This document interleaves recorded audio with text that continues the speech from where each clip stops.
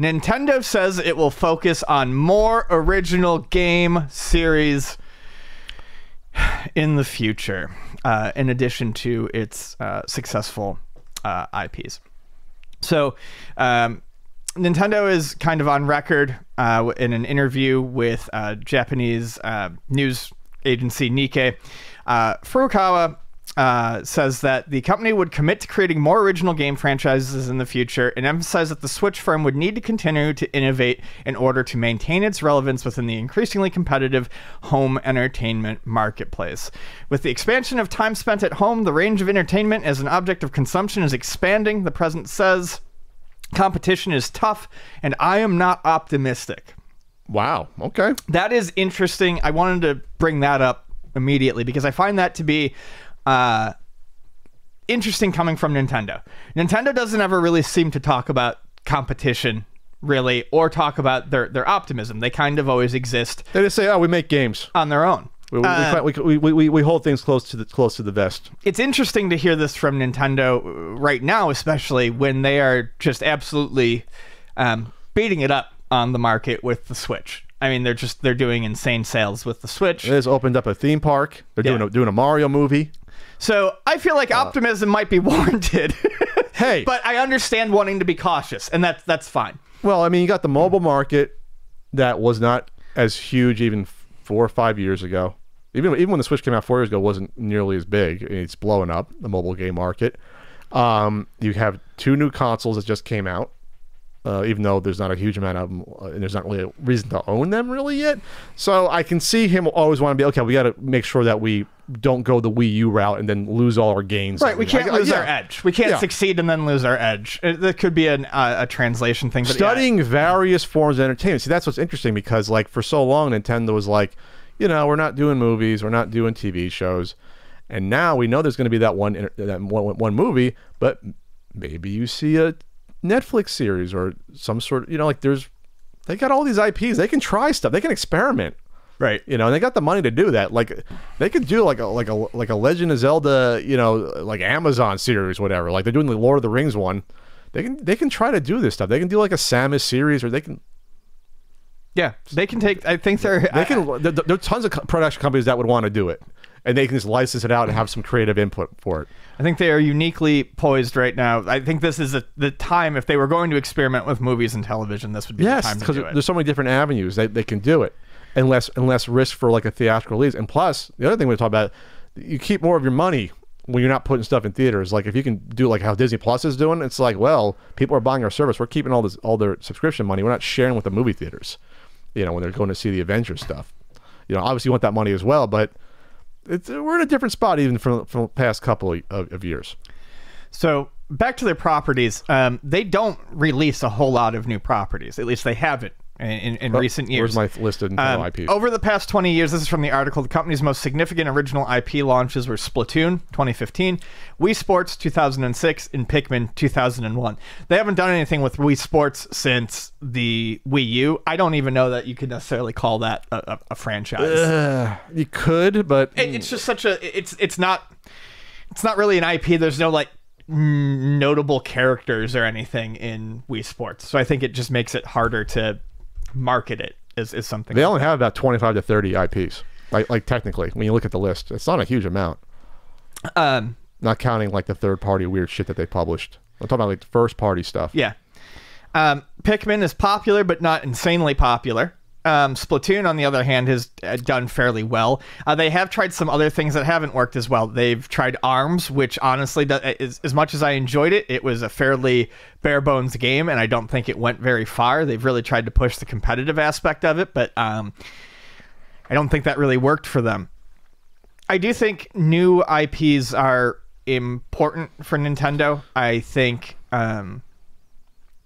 having something successful that I think you want more properties for people to look forward to. That way, when you don't bring back certain older properties, you're still keeping things fresh. At the same time, yes, new IPs are good, but you have people out there who want new F-Zeros. You have people out there who want new Advance Wars games. They have IPs that they're just... you have people who would love to see the 3DS Kid Icarus game get a port on the Switch with real fucking controls instead of having to hold it with one hand and aim shit with the stylus. 20 years since a Wave Race game. Like, Yeah. let's do a Wave Race. That would sell. It won't be Animal Crossing, but there are people that be like, oh, this is a cool game. This is like a cool, fun racing game. And- let's... I need to stress, I really do want them to take some risks and make some new IPs, but you have all of these old IPs that you haven't done anything with that people would be really happy to see again. That is less risk on your part. Yeah, Advance Bring back an old IP and do a new IP. That's fine, but don't... There's nothing else on the system that Nintendo does that's like Advance Wars, like a strategy game. Like, put that out. Yeah. It's been so long and it'll be fresh, and people are like, oh, I like this. There's nothing on the Switch I know of that's like, especially with Nintendo's first party, polish or second party polish that they can do with that. Like, there's stuff here. I think... I mean, God, if they announced an Earthbound game, forget it. The internet would end. Yeah. I'm not saying they should do all these at one time, but there's enough stuff here where you don't necessarily have to go and try to create all this new stuff. It's been so long You don't have... since we had some of these. I get it. You want to do stuff that's not Mario Punch-Out! and Zelda. Sure. But you have tons of great IPs. Nintendo doesn't need new IPs as much as it needs to learn how to manage the ones they already have. I think 12 years between Punch-Out games is sufficient. You can put out a new Punch-Out game. Yeah. 12 years. It's been. 2009. Put out a new Punch-Out, put out a new F-Zero, and then Advance dabble Wars, it. Put out an Advance F-Zero, Wars, Wave Race. and then dabble in a new IP, but don't... Talking about how you need to find new IPs without addressing the old ones, I think is just going to make fans more leery of whether or not they're ever going to see anything from any of these old series ever again. Yeah. There's a billion Pokemon games, which I get as a different company technically, but like... There's other people out there that aren't we'll just say as expressive on social media and Twitter that might be like, oh my God, I haven't played F-Zero in forever. No, that was still on. I have a Switch. I'll buy F-Zero. Yeah. We've said it every week. I'll buy an F-Zero game. This line is also a little... this makes me a little nervous. Speaking in a previous Nikkei interview published in February, the exec said that any successor to the Nintendo Switch must be able to offer consumers new forms of entertainment. No, not necessarily. When you strike on something that works, you don't always have to abandon that for something new. I don't need to watch streaming services on my Switch. I don't need that. Like, Well, I don't necessarily need New that. forms of entertainment. No, my fear is that means that must have motion controls or it must have a tablet. Well, I have motion controls. You fucking nailed it with the Switch. Yeah. You did. You nailed it with the Switch. And I understand the need to innovate, but Nintendo, some of the biggest pushback against Nintendo comes when they insist people need to use these new methods that they come up with. Yeah. And I don't like it. Thank God they didn't lead into the 3D shit, because that's never took off, and it mostly was a fad. Sony leaned into it too. I mean, they had a fucking branded PlayStation 3D TV that you could buy. I'm so glad that went nowhere. But then even with the VR, it's like, I'm glad Nintendo was like, okay, we don't need to go there. Let's just stick with our bread and butter. We tried 3D with the 3DS, and no one really used the 3D with the 3DS. And we probably destroyed some 6-year-old eyes with that, allegedly. But I mean, like, we're just gonna keep what we know. But a lot of their best stuff doesn't use the gimmicks. Yes, Wii Sports did, but like some of the biggest games on the Wii, New Super Mario Brothers Deluxe, or I think it was just New Super Mario Brothers at that time, Mario Kart, Smash Brothers, all of their bread and butter series that did not shoehorn in motion controls. It's never the gimmick that gets people to stay with a Nintendo console. No, and ARMS, speaking of ARMS, that was the thing with using, you can punch with the Joy-Con stuff, and it's and you can play with the normal controls, but you don't get the same precision you do with the motion controls, and that's why I never picked up on ARMS, was because I didn't want to use the motion controls, but I felt like I wasn't utilizing all of the capabilities of the game using the actual controls. Sure. So I bounced off of ARMS. Stop it, Nintendo. You have creative ideas. There are things that are like good, but you don't need... It's like candy. 1 piece is good. 2 pieces is even better. 10 pieces is overkill, and I'm sick of it. Like, I don't...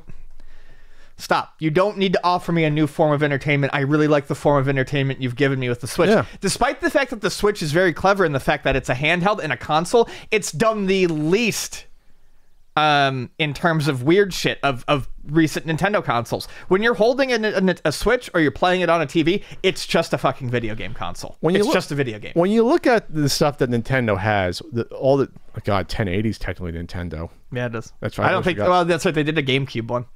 No, that was the N64 one was developed by Nintendo. Yeah, they did. too. They did it. I'm just saying, I didn't think they. That was like in their line of, well, we did Wave Race, we'll do 1080. It didn't do as well, but so when you look at the list of Nintendo IPs, I don't count ARMS as a real fighting game, but they have Smash Brothers.